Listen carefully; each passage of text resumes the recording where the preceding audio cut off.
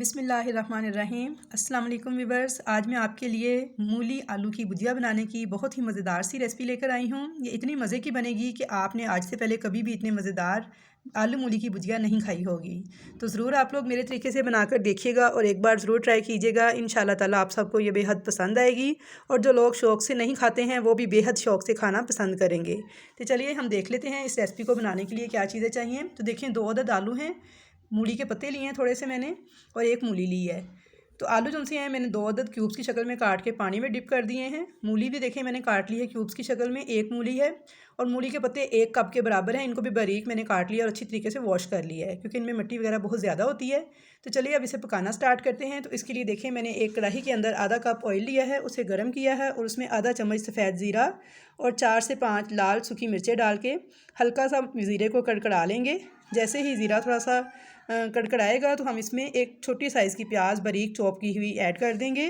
प्याज को मैं 1 मिनट तक सोटे करूँगी इस ऑयल में और थोड़ा सा इसके अंदर मैंने जैसे ही सोटे हुआ है तो इसके अंदर लहसुन अदरक का पेस्ट मैंने शामिल कर दिया है 1 टीस्पून।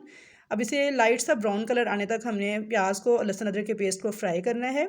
बहुत ज़्यादा डार्क ब्राउन कलर नहीं करना प्याज का, बस प्याज को लाइट सा ब्राउन हुआ है तो साथ ही इसमें 1 अदद मीडियम साइज़ का टमाटर मैंने बारीक काट के ऐड कर दिया है।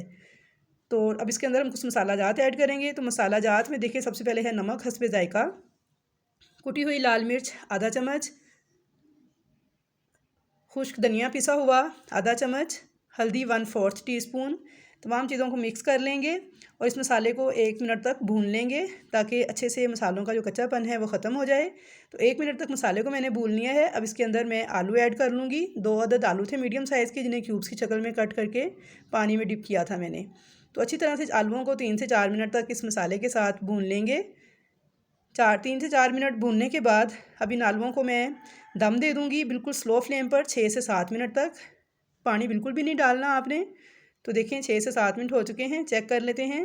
तो आप देख सकते हैं बहुत ही मज़े की बहुत ही प्यारी खुशबू आ रही है और आलू जो से हैं हमारे तकरीबन वो 70% तक डन हो चुके हैं।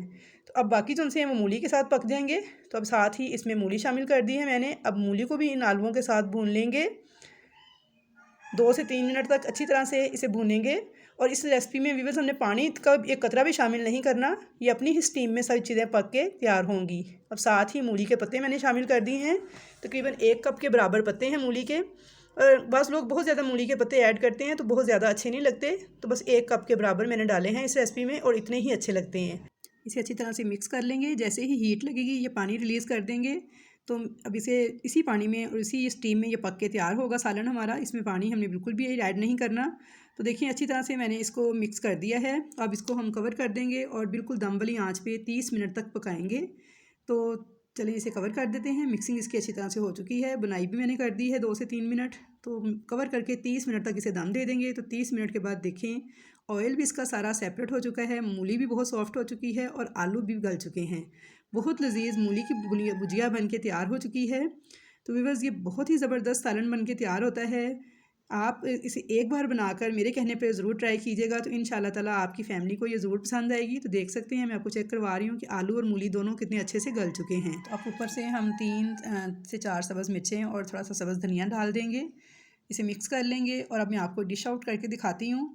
आप इसे चपाती के साथ पराठों के साथ खाने के लिए सर्व करें तो इंशाल्लाह ताला आपकी फ़ैमिली को ये ज़रूर पसंद आएगी। तो व्यूअर्स मुझे कमेंट्स बॉक्स में ज़रूर बताइएगा कि आपको मेरी ये आज की रेसिपी कैसी लगी। अगर रेसिपी अच्छी लगी हो तो लाइक कीजिएगा, मिलने जुलने वालों से ज़्यादा शेयर कीजिएगा। अगर चैनल पर नए हैं तो चैनल को सब्सक्राइब कीजिएगा। तो इंशाल्लाह मिलूँगी नेक्स्ट फिर नई अच्छी वीडियोज़ के साथ। तब तक के लिए अल्लाह हाफिज़।